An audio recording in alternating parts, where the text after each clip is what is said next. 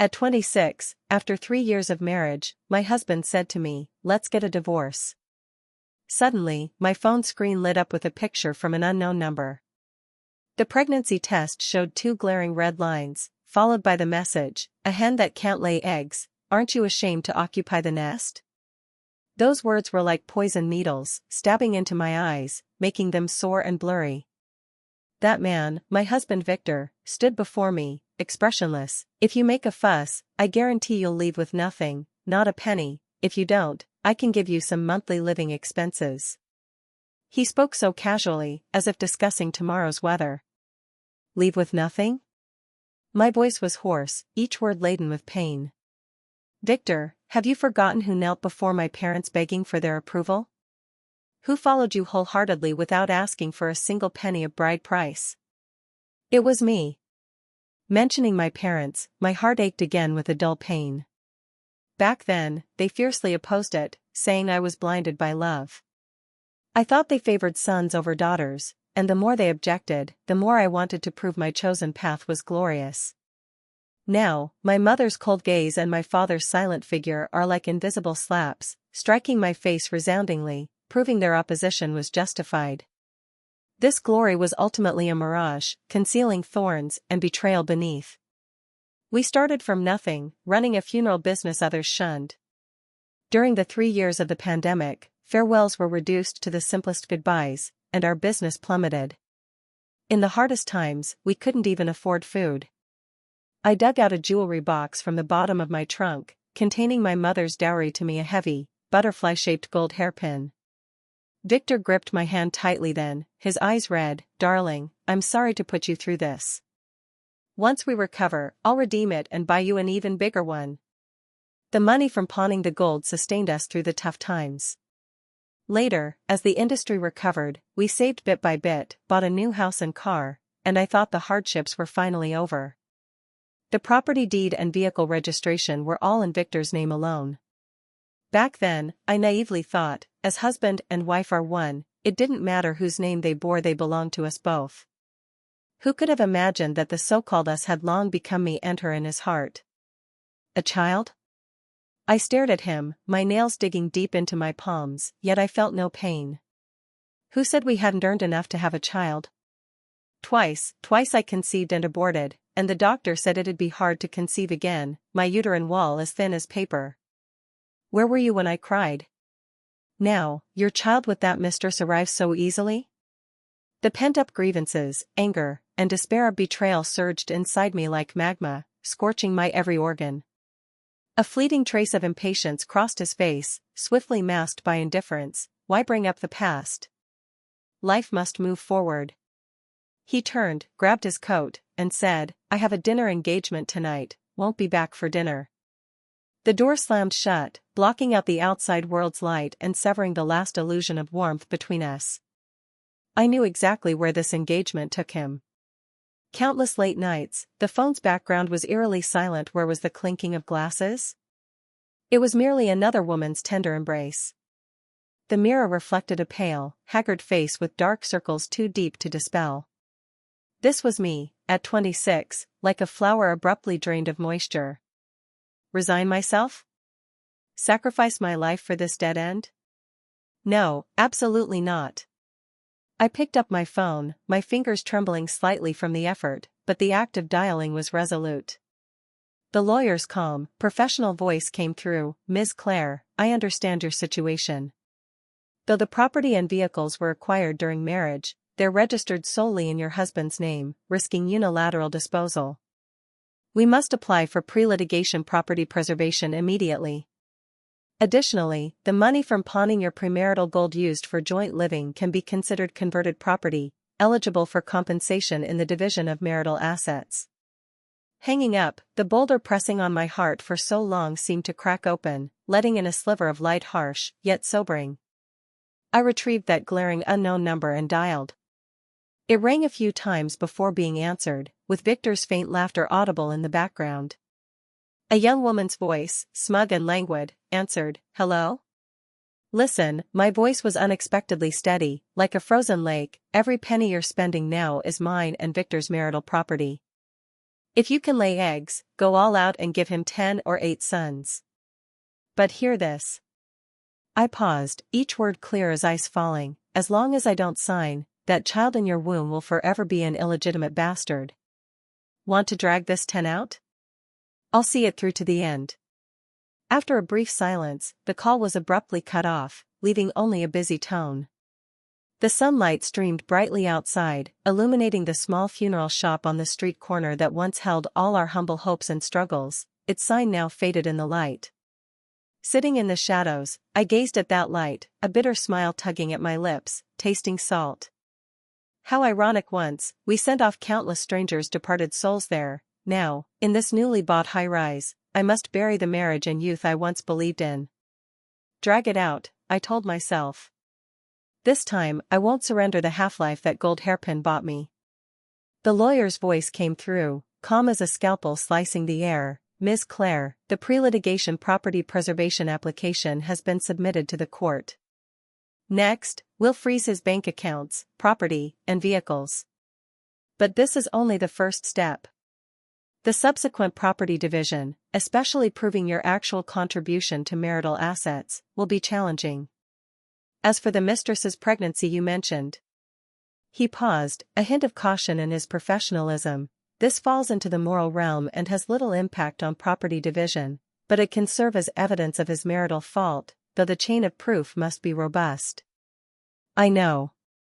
I gripped the phone, my knuckles whitening, nails digging into my palm. That faint sting cleared my muddled mind for a moment. The sunlight outside stung my eyes. Hanging up, the room fell into a deathly silence, save for the wall clock's tireless ticking, click, click, as if measuring the time I was being slowly carved away. I looked at the person in the mirror. Pale, with heavy dark circles under my eyes, lips chapped and dry. This was me, Claire, 26, married for 3 years. The eyes in the mirror, once praised by Victor as holding stars, now resembled a dried-up riverbed, streaked with red veins.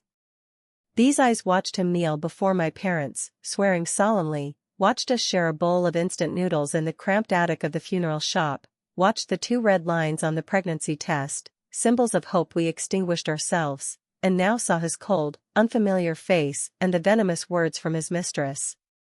Resentment coiled around my heart like vines, tightening relentlessly.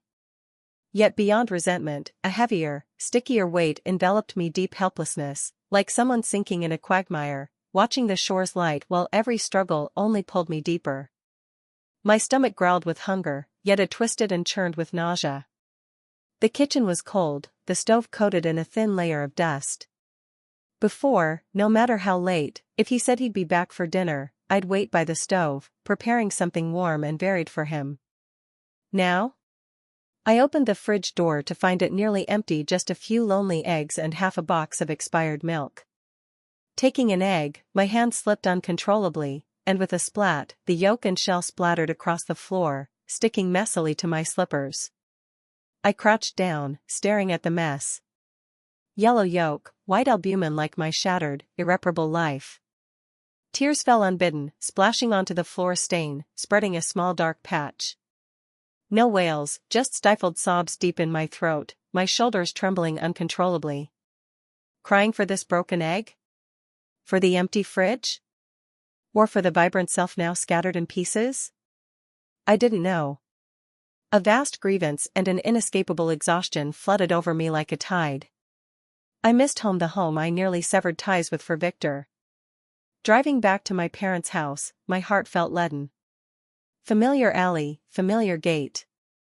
Pushing open the ajar iron door, I saw my mother in the courtyard, carefully placing a steaming bowl of pork rib soup on the stone table. My father, wearing reading glasses, perused the newspaper, while my brother sprawled lazily on a nearby recliner, scrolling on his phone. "Mom," I began, my voice painfully hoarse. My mother looked up, saw me, and the faint warmth in her smile vanished instantly, like a candle snuffed out by the wind. She didn't respond, just pushed the soup bowl toward my brother. "Drink it while it's hot. Your dad specially bought these ribs and stewed them for hours." Her gaze barely lingered on me, as if I were a stranger who'd stumbled in. My father glanced over his paper, brow creasing habitually, then returned to reading, emitting a vague humph from his nose. My brother grinned at me. Sis, you're back? Eaten yet? His smile carried a carefree ease. Not yet. My throat clogged up. Oh, then hurry and eat. He replied offhandedly, his focus back on his gleaming phone screen. Mom, get me another bowl of soup, this is so good. She responded instantly, sure, there's plenty more in the pot. She stood, took the empty bowl to the kitchen with brisk steps, passing me and stirring a faint, cool breeze. I stood like an outsider in my own family's courtyard. The air carried the rich aroma of pork rib soup, the scent of home, yet none of it reached me. The old osmanthus tree stood silently in the corner. As a child, I'd climb it, my mother fretting below. Now, its branches were lush, but it would no longer shelter me. The cozy scene of the three at the stone table pierced my heart like countless tiny needles. All my grievances and unspoken bitterness lodged in my throat. I stood silently for a few minutes until my mother brought out another bowl, placing it before my brother. She never looked at me again. Dad, Mom, I'll go now. I forced out the words, my voice faint as a mosquito's hum. My father grunted, as a reply. My mother finally glanced at me, her look complex, distant, perhaps with a trace of faint concern, but she only said flatly, drive slowly. I fled the courtyard as if escaping. The iron gate clanged shut behind me with a dull thud. Leaning against the cold car door, I let the tears flood out. Leaving Victor, I realized, had also left me without a haven to return to or cry in. My home was pushed away by my own hands when I stubbornly chose that man. Now, I was like a lost soul, stranded between two unreachable shores. Back in that cold, betrayal-ridden home, I rummaged through everything, not for valuables, but for traces of the past, proof that the warmth of those bitter days wasn't my imagination. At last, in the bottom of the wardrobe, inside a dusty old shoebox, I felt stiff paper, those two medical records. The pages were yellowed and brittle. I unfolded them carefully. The first, dated 3 years ago during the pandemic's peak, bore the cold print, intrauterine pregnancy. The doctor's scrawl was clear, patient cites financial hardship, couple agrees to terminate. Below was my signature, crooked strokes reflecting my reluctance and resolve. The second, from the next year when business was picking up but debts lingered, had the same diagnosis and request to terminate. The doctor added, history of repeated abortions, informed of long-term risks, thin endometrium, potential secondary infertility. Back then, those words felt like a distant, vague warning. Now, each burned into my heart like a red-hot brand. I even recalled, before the second procedure, lying on the cold exam table as the doctor, probe in hand, said flatly, see, the endometrial echo is uneven, a bit thin. Victor waited outside then. When I emerged, he came to me, grasping my hand, palm sweaty. Darling, I'm sorry you're going through this. Just wait, once we're fully recovered, we'll have a healthy baby. And now?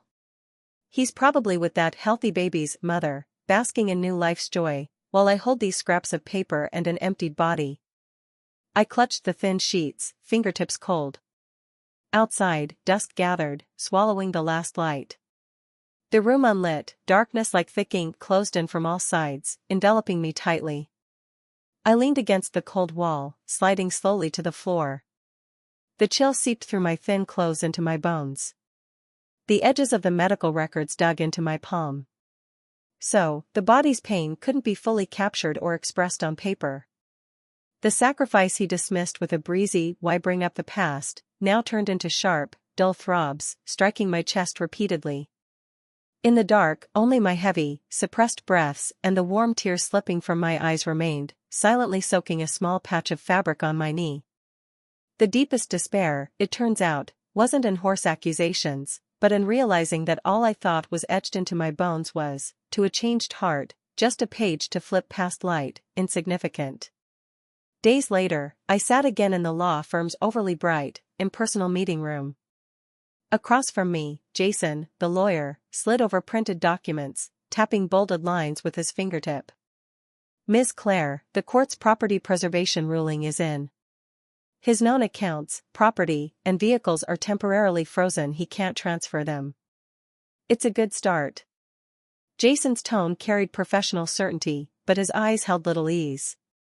However, your husband reacted quickly and hired a lawyer. They're latching on to this. Your funeral business, especially in earlier years, dealt heavily in cash, hard to trace. His deposits, their lawyer claims, far underrepresent your true joint marital income.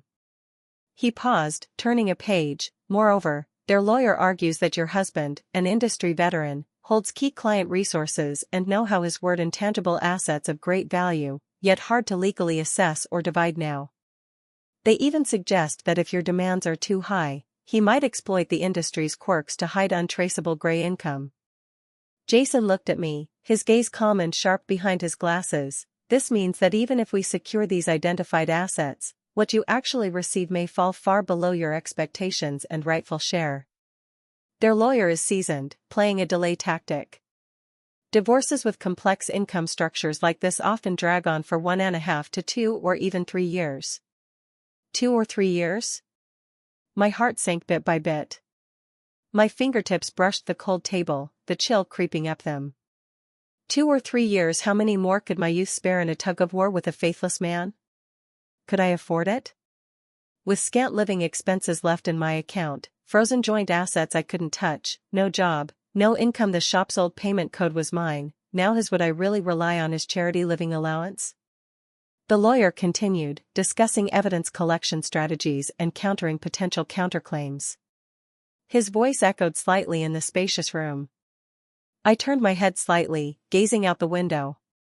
The city skyline looked grayish in the afternoon light. Below, streets bustled with people and cars, each heading toward clear destinations. Only I was like a broken ship, suddenly powerless and directionless, trapped on the reef called marriage, battered by the cold waves of reality.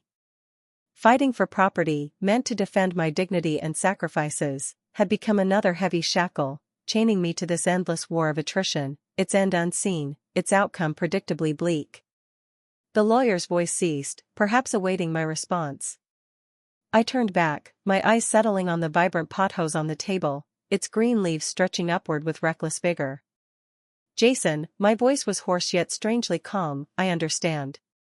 Proceed as needed. Let me know anytime I'm required to assist. Drag it out, I told myself, my inner voice weary as if it had crossed 1,000 mountains. For that unredeemable gold hairpin, for those 2 cold lines in the medical records, and for the pale, haggard shadow in the mirror that still refused to collapse entirely. What else could I do but endure? This, perhaps, was life's truest, cruelest card dealt to a woman blinded, misguided, and hollowed out. It turns out that death is the easiest, but living, especially living soberly and with scars all over your body, fighting for that last breath, is the most torturous. My phone buzzed frantically on the coffee table, the screen flashing that number etched into my bones. Her again. I closed my eyes, took a deep breath, and slid my cold fingertip over the answer key. Before I could lift it to my ear, her sharp, deliberately drawn-out voice burst through. Laden with nauseating sweetness and unabashed pride, "Oh, sis, still not over it? This little one in my belly can't wait, kicking me every day, so lively, clearly a spirited one." She giggled, a sound like nails on glass. Victor's beside himself with joy, touching my belly daily, saying this is the precious son he's longed for. What's the point of you clinging on? Step aside sooner, it's better for everyone, right? Hanging on like this, how unseemly. Each word was an ice-tipped needle, piercing my already ravaged heart. I gripped the phone fiercely, knuckles whitening, nearly crushing its cold plastic shell. My stomach roiled, my throat clogged with a sickly sweet rust taste. I could picture her now, lounging somewhere, one hand flaunting her swollen belly, her face bearing a Victor's pitying smirk. Victor said, her tone shifted, feigning difficulty with a hint of threat, if you don't wise up and push him too far, he has ways to ensure you don't even get that living allowance. Why bother? Save some face for yourself and give me and the baby a peaceful home, okay?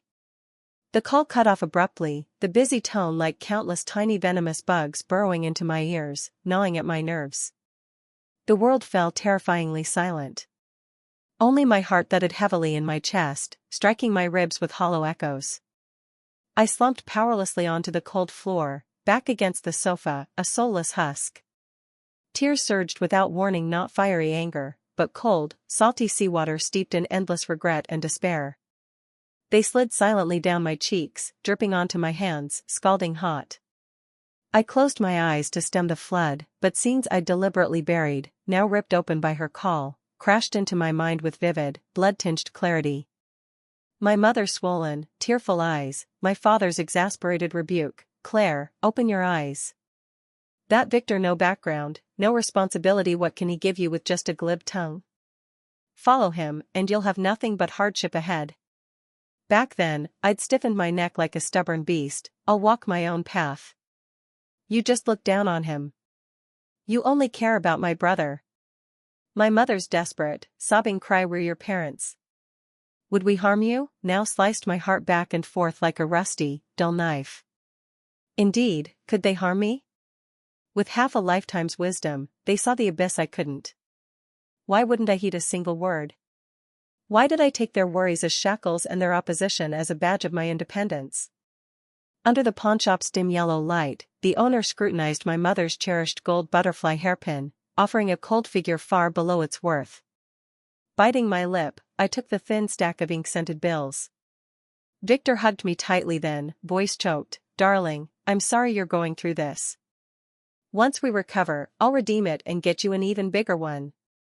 That hairpin's weight was my mother's silent love, the steadfast support I pawned away myself. Cold instruments clinked, the sharp smell of disinfectant stung. The doctor's flat voice, "Relax." Then, an indescribable, tearing pain deep within me. Twice. Each time carved a chunk from my soul. Each time, he held my hand, repeating the same "wait till later" promise. The medical note, thin endometrium, possible secondary infertility, now echoed like a vicious curse in my ears. My body, my chance to bear a life, was gradually exhausted for that later, for the man now nurturing a precious son with another woman. Her glaring pregnancy test photo, 2 vivid red lines, seared my retinas like twin branding irons. Her words, "a hen that can't lay eggs," effortlessly crushed all my sacrifices and endurance. So, in his eyes, in his new love's eyes, my efforts, my forbearance, my losses were merely footnotes of useless and deserved. Tears of regret burst like a dam, not for him, but for that blind, foolish self. Why was I so headstrong? Why didn't I listen to my parents? Why did I prize so-called love above all, above their wisdom, above my future? One wrong step led to another, cornering me in this dead end, battered and trapped. Heh. A broken, nasal chuckle squeezed from my throat. How ironic. I'd nearly made the world my enemy for him. Now, the world watched, laughing, as I scrambled to clean up the wreckage I'd wrought. Enough. Truly enough. That living allowance she threatened? That pittance he dangled as hush money? To hell with it, I didn't need it. I couldn't swallow this glass-laced meal. A newfound resolve, mingled with towering rage and bone-deep sorrow, surged, shattering that corrosive helplessness. I seized my phone, fingers trembling with force, but dialed with unwavering firmness. The call connected instantly. "Jason," my voice rasped, yet held a do-or-die calm, each word like tempered ice. "I've decided. Divorce. Now." A brief pause on the line, then Jason's steady reply, "Miss Claire, are you certain? The other side's stance is firm, the litigation could be tough." "I'm certain," I cut in, my tone resolute. "I won't waste another day watching them disgust me. But divorce, yes, everything that's mine, not a cent less." I took a deep breath, my chest roiling with years of pent-up grievances, rage, and defiance. Victor cheated during our marriage, cohabited with another, even got her pregnant. It's undeniable fact. He's gravely at fault. I demand he gets less in the property split. I want him to pay. Hidden or transferred, those shady cash flows from the funeral business, dig them up, even if it takes turning the earth inside out. That was our no, my blood and sweat keeping us afloat through the pandemic. And the money from pawning my premarital gold to support us, it must be counted. House, car, savings, all assets in his name, my share, I won't yield an inch. I finished in one breath, chest heaving, as if I'd spent every ounce of strength. The sunlight outside glared, stinging my eyes. I seemed to see my parents' anguished faces, her smug grin, his cold, ruthless stare, all blurring into a watery haze. Jason, my voice softened, weary yet clear as the dust settled, please, do it quickly. Anne. I paused, my gaze falling on a young couple passing below, arm in arm, faces beaming with marital dreams. The girl nestled against the boy, smiling unguardedly. And, I said into the phone, my voice light as a sigh, heavy as a stone plunged into a deep pool, spoken to the lawyer, but more to this absurd 3-year marriage, to any girl who might repeat my mistakes, beyond securing my rights, please include my lessons in the files. Tell those unmarried girls, or those diving headfirst into marriage. If your parents fiercely oppose a man, don't marry him, even if it kills you. It's not control, it's a warning paved with their blood and tears. And after marriage, don't be naive and focus only on love. If you can hold the financial reins, grip them tight. It's not scheming, it's your last lifeline and dignity. Don't be like me, pouring out my heart, only to end up with no shoulder to cry on. Silence lingered on the line for seconds before Jason's voice, heavy beyond professionalism, replied, Ms. Clare, I've noted your words. I'll do my utmost. Hanging up, the room fell dead silent. I walked to the dresser, facing the woman in the mirror, tear-streaked, yet her eyes no longer lost. She was pale, haggard, like a flower battered by a storm, but in her roots, something seemed to regather, carrying a desperate resolve. My fingers brushed my ring finger, where a faint band once marked it. I rubbed it hard, almost harshly, as if to erase that lingering trace completely. Divorce, then. I wouldn't stay in this hell another day. But before I leave, what's mine, I'll take it all. Victor, and that woman itching to take my place, just wait. This battle's just begun. My share, down to the last coin, I'll claim it clear and square. The mediation room's AC was strong, cold air seeping into my bones. At one end of the huge rectangular table, Jason and I sat like defenders of a final stronghold. At the other end were Victor and his sharp-eyed, suited lawyer. The air was thick enough to wring out water, filled only with the rustle of papers and the scratch of pens. Victor's face was grim, ashen. His eyes occasionally flicked to me, carrying offended malice and eager irritation. He likely hadn't expected me, his brainless, easily dismissed wife, to tear a hole in his carefully laid maze and pry out the gold he meant to keep buried. Jason's voice was steady and strong, like a precise scalpel peeling away their defenses. Regarding the male party's claim that funeral industry cash income is unverifiable, we've submitted a supplementary assessment from the Industry Association, based on regional average business volume and profit levels, plus written testimonies from 7 long-term clients, proving his stated income severely deviates from reality. Given his significant marital fault, infidelity and impregnating a third party, per Article 1087 of the Civil Code, the female party's claim for a larger share in dividing marital property has ample legal and factual basis. Victor's lawyer tried rebutting several times, citing industry specifics and gray areas, but Jason countered each with solid evidence and clear legal citations. Watching sweat bead on Victor's brow, his lawyer's face darken, the stifled breath I'd held for 3 years finally escaped, slowly, bit by bit. This wasn't the thrill of victory, but more like trudging through a swamp too long and finally stepping onto solid ground. Exhausted, yet grounded. When the final property division plan landed in black and white on the agreement awaiting signatures, I picked up the pen, fingertips cold. My eyes scanned the figures, more than Victor's initial leave with nothing threat, more than I'd dared imagine in my darkest despair. It included half the discounted value of the new house, no longer just Victor's name, part of the car's value, and a cash settlement hard-won through fierce negotiation, perhaps a few cents of it once tied to that heavy butterfly hairpin. The pen hovered over the paper, trembling slightly. 3 years late-night tears, the operating room's chill, the pawnshop's humiliation, her venomous taunts, my parents' distance, all distilled into this single page's weight. Signing it would draw a blood-soaked period to it all. I took a deep breath, cold air filling my lungs. Then, firmly, stroke by stroke, I wrote my name, Claire. With the final mark, my trembling fingers oddly stilled. As if shedding a 1,000-pound burden, a vast, near-exhausted fatigue rose within me, mingled strangely with an unprecedented lightness. Stepping out of the courthouse, summer-searing sun poured down, nearly blinding me. I raised a hand instinctively to shield my eyes. Behind me, Victor and his lawyer hurried off, as if fleeing a plague, vanishing around the corner without a backward glance. Jason stood beside me, handing over a bound copy of the documents, his face bearing professional yet genuine reassurance. Salsa MS. Claire, it's over. Though the process was tough, this outcome is relatively fair under the circumstances. The remaining funds will hit your account per the agreement. Take care. Thank you, Jason. Truly, you've worked hard. I took the files, their sun-warmed pages soothing my palm. Sitting in the car, I didn't start it right away.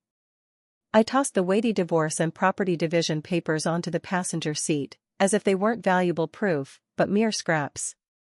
Then, slowly, almost ritualistically, I removed the dull wedding ring from my left ring finger. A thin platinum band, its design so simple it bordered on plain bought when we married, symbolizing our starting-from-scratch pledge. Now, it seemed more like a cold joke.